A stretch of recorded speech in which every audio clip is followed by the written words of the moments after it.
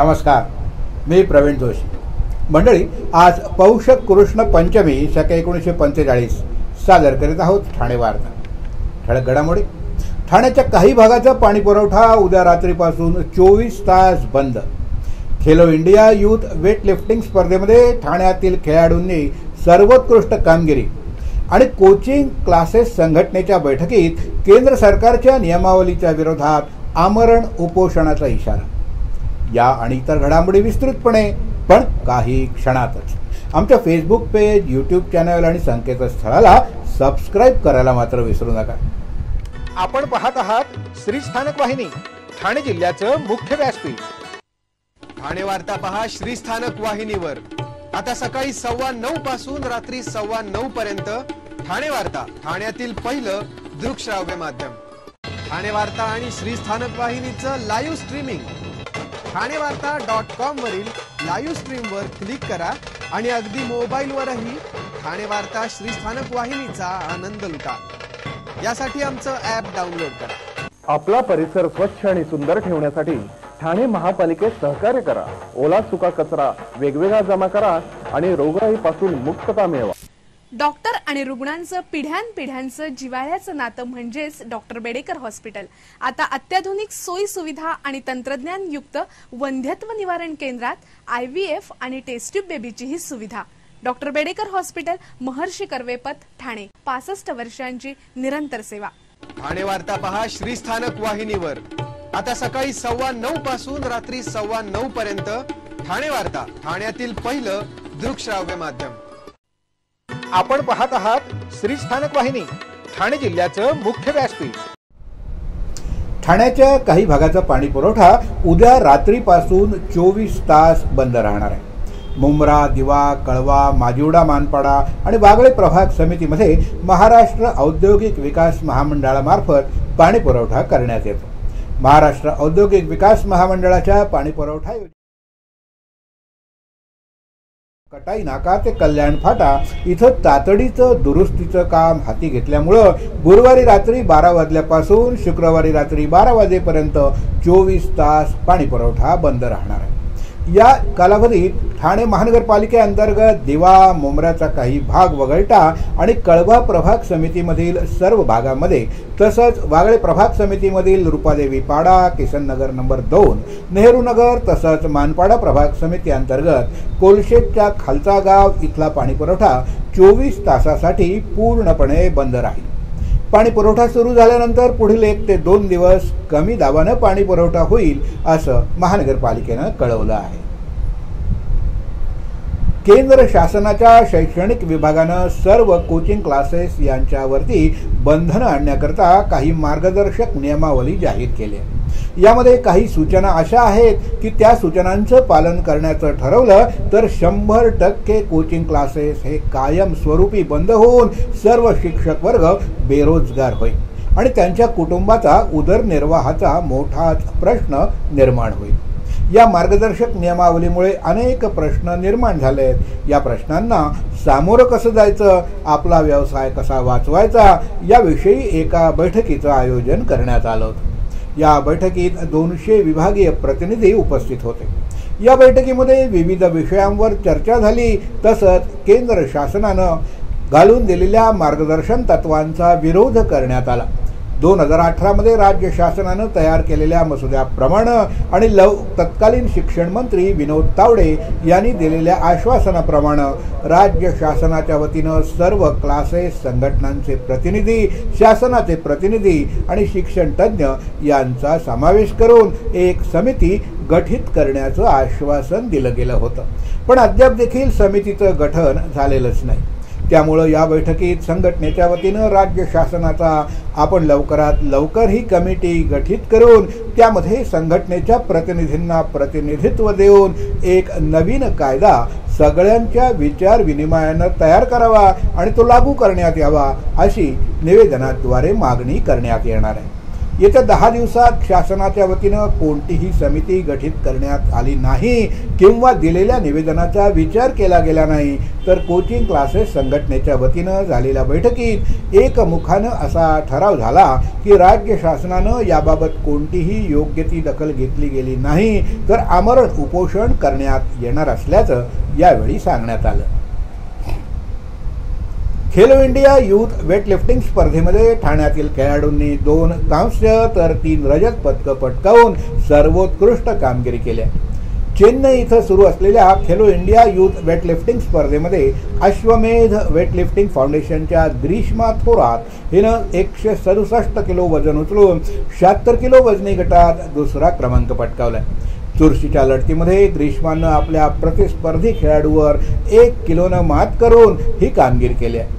ग्रीष्मा ही अश्वमेध वेटलिफ्टिंग फाउंडेशनच्या ट्रेनिंग सेंटरवर सुरू असलेल्या जिल्हा वेटलिफ्टिंग प्रशिक्षण केंद्रावर शिवछत्रपती क्रीडा पुरस्कार विजेत्या मधुरा सिंहासने आणि दत्तात्रय टोळे यांच्या मार्गदर्शनाखाली सराव करते. ठाण्याच्या खेळाडूंनी सर्वोत्कृष्ट कामगिरी करून 3 रजत आणि 1 कांस्य पदक मिळवलंय. सौम्या दळवी 49 किलो कांस्य पदक, सार्थ जाधव 102 किलो वजनी गटात कांस्य पदक, अनुष लोखंडे 61 किलो रजत पदक आणि ग्रीष्मा थोरात 76 किलो रजत पदक, सानिध्य मोरे 89 किलो रजत पदक पटकावली आहे. यामुळे या 5ही खेळाडूंनी महाराष्ट्राच्या संघात निवड झाली आहे. या सर्व खेळाडूंना जर सरकारचं पाठबळ मिळालं तर ही मुलं अजून चांगलं यश मिळवू शकतात, असे काही पालकांनी यावेळी सांगितलं. आपल्या बोलण्यामुळे पोपट कोकिळा पिंजऱ्यात अडकले जातात, पण बगळा मात्र बोलत नसल्यानं बंधनात अडकला जात नाही. खरोखर मौन हे सर्वश्रेष्ठ आहे. यावर्षी 9 फेब्रुवारी रोजी मौनी अमावस्या आहे. पौष अमावस्या मौनी अमावस्या म्हणून ओळखली जाते. या दिवशी मौन पाळून प्रयागच्या त्रिवेणी संगमात स्नान करणं विशेष पुण्यदायक असल्याचं सांगण्यात येतं. त्यामुळे या दिवशी आपण मौन पाळून आपल्या वाणीला सामर्थ्य प्राप्त करून घेऊया, असं आवाहन डॉ. कृसोमण यांनी केलंय. सध्या आधुनिक वैज्ञानिक काळात देखील मौन पाळण्याची अत्यंत आवश्यकता आहे. मौनी अमावस्या आपल्याला मौन पाळण्याची आठवण करून देते. अनेक वेळा कमावलेल्या मान सन्मानांना अनेक गोष्टी माणसं नको ते नको त्यावेळी नको त्या ठिकाणी बोलून घालवतात. याला स्वतःला मोठी समजणारी माणसं देखील अपवाद नाहीत, असं अनेक वेळा दिसून येतं. आणि म्हणूनच मौनी अमावस्येचं या काळात देखील विशेष महत्त्व आहे. शस्त्रानं जसा आघात होतो तसाच नको ते नको त्या ठिकाणी बोलल्यामुळं हमखास आघात होतो. बोलून विचारून पडण्यापेक्षा माणसानं बोलण्यापूर्वी विचार केलेला बरा, असं म्हटलं जातं. ते अगदी 100% खरं आहे. अनेक वेळा आपण काहीतरी बोलून जातो आणि नंतर आपण उगाचच बोललो असं आपल्या मनाला वाटत राहतं, आपल्या मनाला खात राहतं. काही वेळा तर नंतर चुकीचं बोलल्याबद्दल माफी मागावी लागते. कान, नाक, डोळे, जीभ आणि स्पर्श या पंच ज्ञानेंद्रियाच्या पंचविध विषयात आपलं चित्त नेहमीच फिरत असतं. त्या चित्ताला वासनांच्या समुदायातून बाजूला काढायचं असेल तर त्यासाठी जाणीवपूर्वक योग्य दिशेनं प्रयत्न व्हायला पाहिजे. या प्रयत्नांपैकी मौन हा एक प्रयत्न आहे, असं सांगण्यात येतं. यापुढील घडामोडी एका छोट्याशा ब्रेक नंतर. कुठेही जाऊ नका, पाहत राहा फक्त ठाणे वार्ता. ठाणेकर मालमत्ता करदात्यांसाठी करातील व्याज माफी अभय योजना 31 डिसेंबर 2023 पर्यंत मालमत्ता करावरील 100% व्याज माफ. तसेच 1 जानेवारी ते 15 जानेवारी 2024 या कालावधीमध्ये मालमत्ता करावरील 75% व्याज माफ.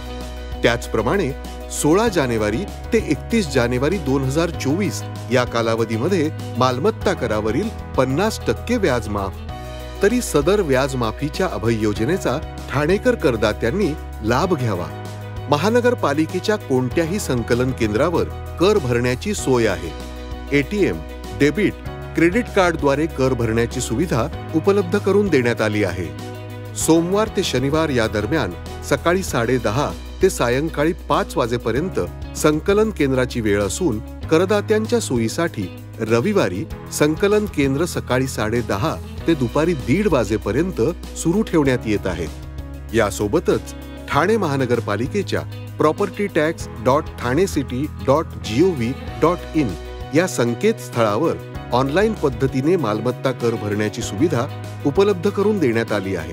तसेच गुगल पे, फोन पे, पेटीएम आणि भीम ॲपद्वारे आपला कर सुलभतेने जमा करू शकता. ठाणे महापालिका क्षेत्रातील सर्व करदात्यांना विनंती आहे की आपण या व्याज माफी अभय योजनेचा जरूर लाभ घ्या आणि आपला मालमत्ता कर लवकरात लवकर महापालिकेमध्ये जमा करून महापालिकेस सहकार्य करा. धन्यवाद. ब्रेक नंतर आपलं पुन्हा एकदा स्वागत. कल्याण पश्चिमेतील खडकपाडा इथल्या एका ठिकाणी आगरी कोळी कुणबी भवन उभारलं जाणार आहे. या भवनासाठी केंद्रीय मंत्री कपिल पाटील यांनी 7,50,00,000 रुपयांचा निधी मंजूर केलाय. या भवनाचं भूमिपूजन पाटील यांच्या हस्ते झालं. त्यावेळी आगरी कोळी कुणबी एकता महामंडळाचे अध्यक्ष अर्जुन भोईर यांनी सांगितलं की लोकसभा निवडणुकीची आचारसंहिता कधीही लागू शकते. आचारसंहिता लागू झाली तर फंड मिळणार नाही. त्यामुळे कार्यक्रम लवकर घेतला. ठाणे महानगरपालिकेत गेलेला फंड आम्हाला उपलब्ध करून दिला. त्यासाठी कपिल पाटील यांचे त्यांनी आभार मानले. हे भवन सर्व समाजासाठी आहे असं मत भोईर यांनी यावेळी व्यक्त केलं. तर कुणबीच्या नोंदी होणार असतील तर अस्थिरता होण्याची शक्यता नाकारता येत नाही. सर्वांनी संयमाने घ्यावं. मुख्यमंत्री तसंच सर्व मंत्रिमंडळानं ओबीसी आरक्षणाला धक्का न लावता मराठा आरक्षण देणार असं स्पष्ट केलंय. सरकारनं योग्य ती भूमिका घेतली आहे. त्यामुळं कोणी अशा प्रकारचं वक्तव्य करू नये. सध्या वेट अँड वॉचच्या भूमिकेत राहिलेलं उत्तम अशी प्रतिक्रिया केंद्रीय मंत्री कपिल पाटील यांनी दिली आहे. विद्यार्थ्यांमधील कलागुणांना संधी देण्यासाठी त्यांच्यातील शास्त्रज्ञांना वाव देण्यासाठी कल्याण डोंबिवली परिसरातील विद्यार्थ्यांसाठी डावखर इन्फ्रा, रिजन्सी ग्रुप, समर्थ पेट्रोलियम, एन्फार सोल्युशन्स, डायघर फाउंडेशन यांच्या वतीनं आंतरशालेय विज्ञान प्रदर्शन आणि पोस्टर स्पर्धेचं आयोजन करण्यात आलं होतं. हे प्रदर्शन सर्वांसाठी विनामूल्य होतं. तसंच शाळांसाठी बसची सोय देखील उपलब्ध करून देण्यात आली होती. या कार्यक्रमातून विद्यार्थ्यांना विज्ञानाबद्दल संपूर्ण माहिती देण्याची संधी उपलब्ध झाली. विद्यार्थ्यांना विज्ञान विषयामध्ये आवड निर्माण करण्यासाठी विशेष आंतरशालेय विज्ञान प्रदर्शन तसंच पोस्टर स्पर्धेचं आयोजन देखील करण्यात आलं होतं. यावर्षी 45 शाळा त्यात सहभागी झाल्या होत्या. दरवर्षी 25,000हून अधिक विद्यार्थी या ठिकाणी भेट देतात. विज्ञान प्रदर्शनासाठी सौर ऊर्जा, शहरातील काँक्रिटीकरणाचं प्रदूषण, भारतातील वाहतूक आणि दळणवळण, शेती संदर्भातील नाविन्यता आणि भारताची अंतराळ मोहीम असे अनेक विषय देण्यात आले असून पोस्टर्स स्पर्धेसाठी भारताचं पर्यटन, फिटनेस आणि जंक फूड आणि भारताचे यशस्वी उपग्रह असे विविध विषय देण्यात आले होते. ग्रामीण भागातील लोकांना शुद्ध आणि शाश्वत पाणी उपलब्ध करून देणं गरजेचं आहे अशा सूचना अतिरिक्त मुख्य कार्यकारी अधिकारी रुपाली सातपुते यांनी दिल्या. जिल्हा पाणी आणि स्वच्छता मिशन अंतर्गत पाणी गुणवत्ता संनियंत्रण सर्वेक्षण कार्यक्रमांतर्गत जिल्हास्तरीय कार्यशाळेचं आयोजन करण्यात आलं होतं. त्याचं उद्घाटन सातपुते यांच्या हस्ते झालं. त्यावेळी त्या बोलत होत्या. या कार्यशाळेत अनिल निचिंते यांनी सद्यस्थितीतील जिल्ह्यातील पाणी गुणवत्ता सर्वेक्षण आणि विविध प्रकारच्या पाण्याचे नमुन्यांची तपासणी, सद्यस्थितीत जिल्ह्यातील परिस्थिती याबाबत माहिती दिली. तसंच अध्यक्षीय भाषणात प्रदीप कुलकर्णी यांनी जिल्ह्यातील सर्व लोकांना स्वच्छ आणि मुबलक पाणी जलद गतीनं उपलब्ध करून देणं गरजेचं आहे असं प्रतिपादन केलं. कार्यशाळेसाठी प्रमुख तांत्रिक मार्गदर्शक म्हणून गायत्री चावरे यांनी विविध प्रकारच्या पाणी नमुने तपासणीबाबत सखोल मार्गदर्शन केलं. याबाबत प्रामुख्यानं पाणी गुणवत्ता संनियंत्रण सर्वेक्षण, पाणी गुणवत्ता व्यवस्थापन या बाबींवर सखोल माहिती देऊन पावसाचं पाणी कसं दूषित होतं, पाणी प्रदूषणाचे प्रकार, ग्रामपंचायत भूमिका आणि जबाबदारी, लोकांचा सहभाग, पाणी गुणवत्ता तपासून पिण्याच्या पाण्याचं शुद्धीकरण, पाण्याचं निर्जंतुकीकरण करण्याची कार्यपद्धती, क्लोरीन पावडर विषयी माहिती, OTT चाचणी कशी करण्यात यावी आणि ग्रामीण भागातील पिण्याचं पाणी याची स्वच्छता सर्वेक्षण का करावं गरजेचं आहे, या सर्व बाबींचा त्यांनी प्रत्येकाचा सखोल मार्गदर्शन केलं.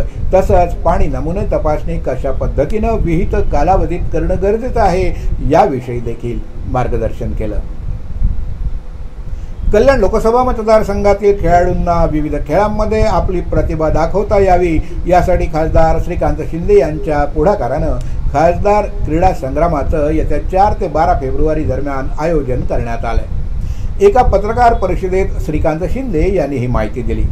विविध मान्यवर मंडळींच्या उपस्थितीत 4 फेब्रुवारीला डोंबिवलीतील सावळाराम महाराज क्रीडा संकुलात उद्घाटन सोहळा संपन्न होणार असून यामध्ये 15हून अधिक खेळांचा समावेश आहे. कुस्ती, मलखांब यासारख्या पारंपरिक खेळांचा देखील यात समावेश असणार आहे. तर खेळाडूंच्या 50 लाखाहून अधिक रुपयांच्या रोख रकमेची पारितोषिकं दिली जाणार आहे. सद्यस्थितीत या उपक्रमात 20,000हून अधिक नोंदणी झाल्या असून अधिक खेळाडूंनी यात सहभाग घ्यावा असं खासदार श्रीकांत शिंदे यांनी यावेळी आवाहन केलं. कल्याण लोकसभा मतदारसंघातील विविध शहरांमध्ये या महोत्सवाचं आयोजन करण्यात आलंय. या क्रीडा स्पर्धांमध्ये सहभाग घेण्यासाठी इच्छुक स्पर्धकांना मस्कर क्रीडा संग्राम@gmail.com यावर नोंदणी करता येणार आहे. श्रीकांत शिंदे यांच्या माध्यमातून विविध सांस्कृतिक कार्यक्रम तसंच सामाजिक उपक्रम राबवण्यात येत असून cricket, badminton, table tennis, mallakhamb, gymnastic, chess, rifle shooting, kho kho, swimming, kabaddi, football, carrom, athletics, boxing, wrestling या खेळांचा देखील यात समावेश करण्यात आला. आकर्षक लाईट आणि लेझर शो, नयनरम्य फटाक्यांच्या आतिषबाजीमध्ये सर्व खेळांच्या ट्रॉफींचं अनावरण, आंतरराष्ट्रीय दर्जाची जिम्नॅस्टिकची प्रात्यक्षिकं, मल्लखांब प्रात्यक्षिकं, खासदार क्रीडा संग्राम स्पर्धेचं थीम सॉंगचं ॲक्रोबॅट नृत्याच्या माध्यमातून लॉन्चिंग, शिवकालीन खेळ, कलारीपट्टूची प्रात्यक्षिकं या उद्घाटन सोहळ्याचं खास आकर्षण असणार आहे. या क्रीडा संग्रामात प्रशासकीय अधिकारी, राजकीय मंडळी, सेलिब्रिटी यांचं विशेष सामने देखील भरवले जाणार आहेत.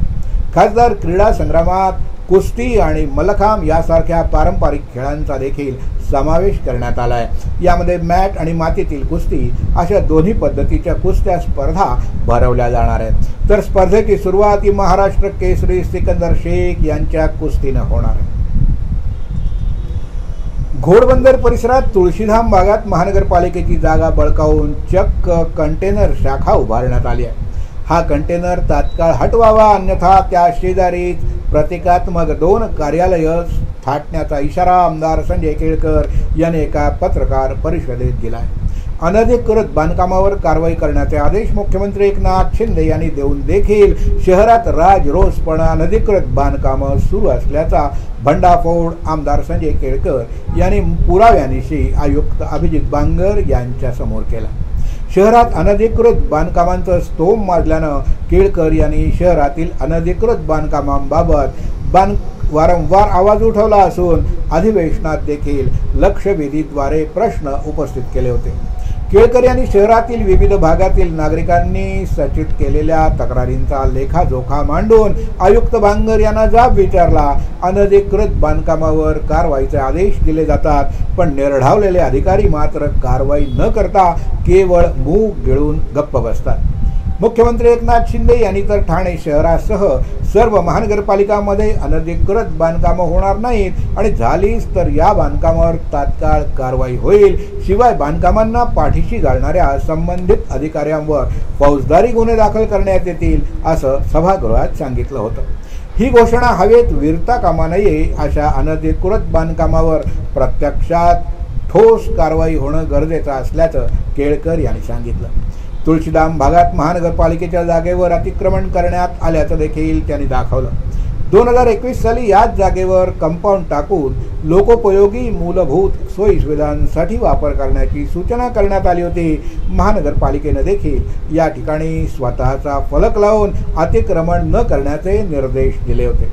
तसंही 24 जानेवारी रोजी या ठिकाणी भला मोठा कंटेनर ठेवून 27 जानेवारी रोजी त्या कंटेनरवर झेंडा आणि फलक लावण्यात आल्याचं आयुक्तांच्या निदर्शनास आणताच आयुक्तांनी तात्काळ फोनाफोनी करून कारवाईचे आदेश दिल्याचं केळकर यांनी सांगितलं.